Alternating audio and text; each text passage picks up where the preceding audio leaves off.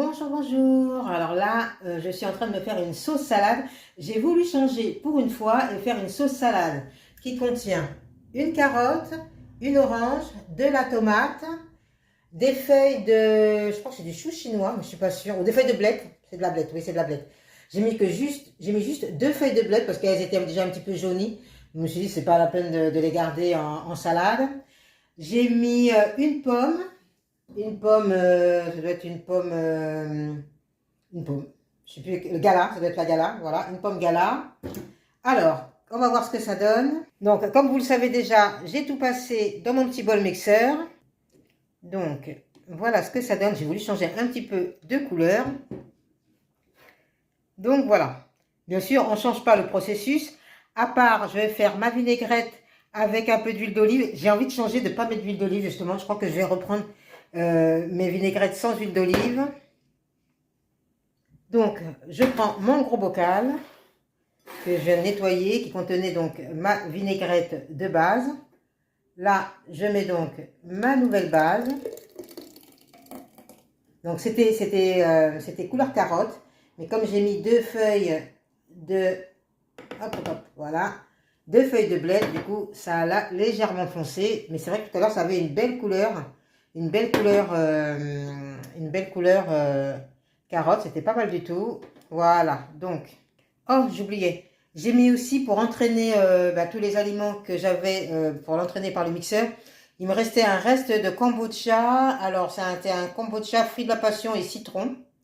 Maracuja et citron. Bon, voilà, donc j'en ai mis vraiment un petit fond pour qu'avec le jus de l'orange, ça puisse entraîner. Si vous n'avez pas de maracuja, bien sûr, vous mettez au moins 2 ou 3 oranges pour qu'il y ait du jus et puis pour que ça puisse entraîner donc tous les aliments un peu solides que vous allez mettre à l'intérieur. Maintenant, qu'est-ce qu'on fait? Alors, c'est vrai qu'elle est déjà un petit peu plus épaisse que d'habitude. Voilà, comme on peut voir, ça fait presque comme une petite compote. Au niveau de l'odeur, la carotte est très forte, pourtant j'en ai mis qu'une. Donc là, maintenant, ce que je vais faire, c'est rajouter un petit peu de graines de chia. Et j'avais déjà coupé un peu d'ail, je vais le mettre dedans.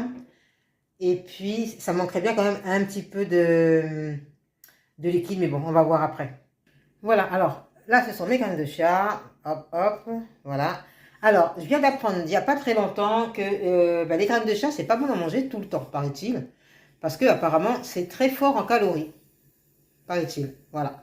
Par contre, c'est un excellent coupe-faim, parce que ça fait gonfler le ventre. Et du coup, c'est un excellent coupe-faim pour celles qui veulent un petit peu restreindre leur appétit et qui sont un petit peu en régime ou qui font attention à elles sans forcément être en régime. Donc là, on va mélanger de façon à ce que les graines de chia puissent être réparties dans notre petite mixture de base. Voilà. Elles vont gonfler le temps que l'on fasse la petite vinaigrette sur le côté. Voilà. On dirait un petit peu une... comment ça s'appelle?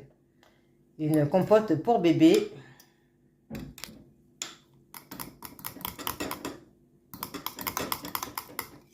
Voilà.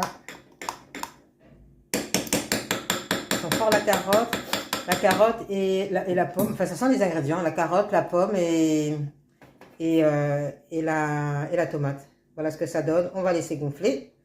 Et en attendant, j'hésite. Est-ce que je rajoute l'ail et tout ce qui s'ensuit dedans tout de suite ou pas? Oui, je vais le faire tout de suite.